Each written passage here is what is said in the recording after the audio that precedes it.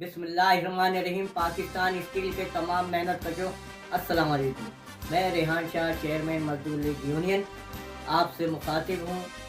अब आपको बताना चाहता हूँ कि पाकिस्तान स्टील के इस वक्त जो हाजिर सर्विस मेहनत कशों के सूरत हाल के बारे में कि पाकिस्तान स्टील के जो इस वक्त हाजिर सर्विस मुलाजमीन के हवाले से जो सुप्रीम कोर्ट ने जो फैसले लेबर कोड को दिए हैं, वो ये फैसले दिए हैं कि 3 माह में ये बकाया मुलाजमीन का फ़ैसला करें।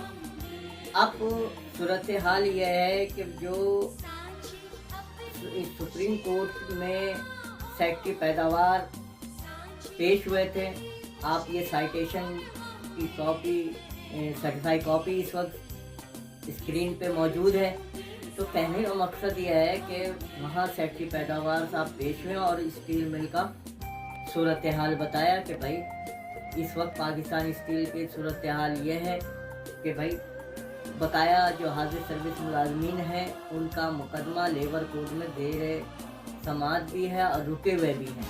तो अब कहने का मकसद है कि भाई उन्होंने एक बात कही और उस केस को सुनते हुए 12 दिसंबर को जब समाअत हुई सुप्रीम कोर्ट में, तो उस वक्त सुप्रीम कोर्ट के सामने जो दलाइल हुकूमती सतह पे दिए गए और उसके नतीजे पे ये फैसले आए, तो हम ये कहते हैं कि भाई 2019 से लेकर के 2000 यानी कि 24 तक जो है ना हमारी ट्रेड यूनियन ये बताने से कासिर रही सुप्रीम कोर्ट को कि भाई हमारे सीबीए और इंतज़ामिया के दरमियान कोई मुज़ाकरात नहीं हुए 2012 से लेकर के आज तक, जिसके वजह से मज़दूरों का माली नुकसान ये हुआ है कि कोई चार्टर डिमांड मंजूर नहीं हुआ। दूसरी बात है कि 6500 बंदे मेहनत कश पाकिस्तान स्टील से जबरी तौर पे निकाल दिए गए, उसके ऊपर भी सीबीए के साथ कोई बातचीत नहीं हुई। उनके माली बेनिफिट में मंजूर शुदा फेस 4 है वो उनको नहीं मिले। आज हमारे तमाम मेहनत कशों के कंट्रीब्यूशन से वो प्रोविडेंट फंड ट्रस्ट चलता है, मेहनत कश हर महीने देते हैं कंट्रीब्यूशन और दीगर कंट्रीब्यूशन भी देते हैं, वेलफेयर के भी देते हैं, लेकिन उनको ना वेलफेयर दिया जा रहा है ना प्रोविडेंट फंड मिलता है। और इवन के 2017 से लेकर के आज तक उनको मुनाफा नहीं मिला। इसी तरीके से बेनवल फंड के पैसे रुके हुए हैं। तो ये बेशुमार मसले मसाइल हैं। मज़दूर जहाँ पर है वो वहीं पे मज़दूरों के तनख्वाह 2010-12 में जो बढ़ी थी, उसके अलावा उस चार्टर डिमांड के तहत आज तक वो तनख्वाह नहीं बढ़ी। गवर्नमेंट इस दौरान कितने तनख्वाह बढ़ाती रही वो नहीं मिले। तो कहने का मकसद है कि ये दलाइल ट्रेड यूनियन को वहाँ पे देने थे। हम तो ट्रेड यूनियन के ऊपर एतमाद करते, जो हमारी सीबीए उसके ऊपर हम भरोसा करते हैं कि उसके साथ सारी ट्रेड यूनियन मिलकर ये काम करेगी, लेकिन नहीं किया। वन साइड फैसला आ गया। अब हाजिर सर्विस मुलाजमीन के हवाले से अब लेबर कोर्ट को देखना है कि लेबर कोर्ट किस स्पीड से जो ना वो केस चलाते। अब रहा आपको बताना ये ज़रूरी था कि ये हाजिर सर्विस मेहनत कशों के हवाले से ये फैसले दिए गए हैं। 3 महीने के अंदर अंदर ही इसका फैसला करना है, जो कि जिसकी वजह से मुझे आपको प्रेस कॉन्फ्रेंस करके बताने की ज़रूरत पड़ी, क्योंकि इस दौरान आपने देखा होगा कि सोशल मीडिया के अंदर ख़ास तौर पे कि भाई वो सुप्रीम कोर्ट ने फैसला दिया कि जो रिटैच हो गए मुलाजमी उनके हवाले से दिया है, उनका केस रीओपन करने के लिए दिया। तो भाई आप असल बात बताया करें कि यह हाजिर सर्विस मुलाजमीन के लिए, उनको रिटैच करने के लिए है।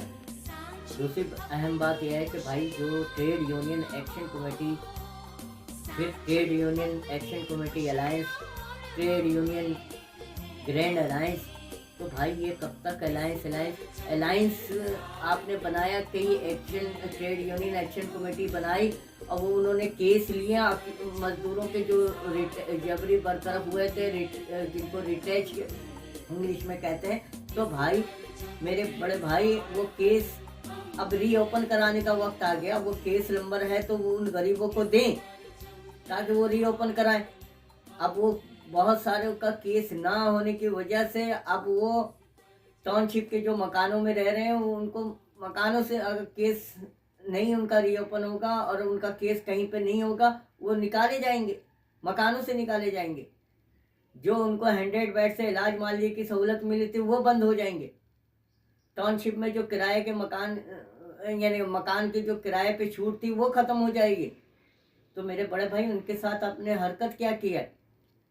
अब 6,500 मुलाजमीन जे बेइंतहा जो तकरीबन 90% तो अपने वाजिबात ले चुके हैं, लेकिन बात यह है कि अब आपको फैसला करना कि क्या उनकी तरह हाजिर सर्विस मुलाजिम का भी वही हशर हो कि बेगर मुज़ाकरात के इंतज़ामिया और सीबीआई अब भी मौका है कि आप इंतज़ामिया और सीबीआई एक मुज़ाकरात करके मजदूरों को कोई एक तरफ खड़ा करें।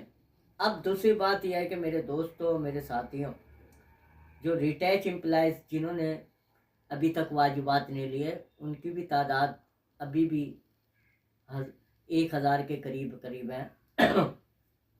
मेरे दोस्तों, मेरे साथियों, आपको याद होगा कि पीपुल्स वर्कर यूनियन ने सिंध हाई कोर्ट में रशीद रिजवी साहब की वकालत में तमाम रिटैच मुलाजमीन का एक मुकदमा किया था, जिसमें सिंध हाई कोर्ट ने मुकदमा को इस बिहाफ पे उन्होंने डिस्पोज ऑफ कर दिया था कि भाई आला अदलिया जनाब सुप्रीम कोर्ट के पास मुकदमा ज़ेर समात है, लिहाजा हम नहीं सुन सकते। उन्होंने डिस्पोज ऑफ कर दिया। तो अब हम यही कहते हैं कि भाई पीपल्स वर्कर यूनियन से दरख्वास्त करते हैं कि भाई शमशाद कुरैशी साहब से दरख्वास्त करते हैं कि वो उस केस को रीओपन कराएं, क्योंकि एक्शन कमेटियों ने तो बहुत सारी एक्शन कमेटी बनी, वो 850 के करीब फाइलें भी जमा किया, लेकिन उनका केस का पता नहीं चल रहा है कहाँ है। तो खुदा रहा आप अगर एक इज्तिमाई केस है इसको रीओपन करें, क्योंकि उसमें सीबीआई भी इंटरवीनर है, मैं भी हूँ, हम भी कोशिश करते हैं। तो लिहाजा तमाम जो रिटैच मुलाजमीन जो जिनके केस कहीं पर नहीं है तो वो राब्ते में रहें, मुझसे भी राब्ते में रहें, हम भी। और धनी बख्शम्मो साहब से कहूँगा कि भाई आप किरदार अदा करें। अल्हम्दुलिल्लाह पीपल्स वर्कर यूनियन पीआईए में भी सीबीआई बन चुकी है, इसी तरीके से पोर्ट कासिम में सीबीआई बन चुकी है। तो मैं समझता हूँ कि इस वक्त आपको किरदार अदा करने की ज़रूरत है और आप करें इंशाअल्लाह ताला। अगर आप मज़दूरों को स्टील मिल के हाजिर सर्विस मुलाजमिन के मुलाजमत बचाने में कामयाब हो गए, आप रिटैच मुलाजमिन को बहाल कराने में कामयाब हो गए, तो इंशाअल्लाह ताला वोट पीपल्स वर्कर यूनियन को मिलेंगे। और इस वक्त एक आखिरी इस्तदा है कि धनी बख्शम्मो साहब सीबीआई को मुज़ाकरात के टेबल पे, इंतज़ामिया को मुज़ाकरात के टेबल पे ले करके बैठ के कोई एक फ़ैसला ज़रूर करवाएं, आप सब मिल करके।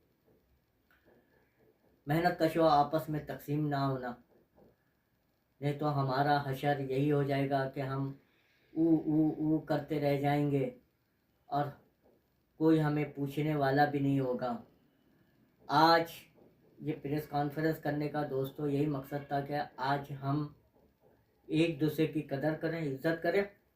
जे मजदूर जे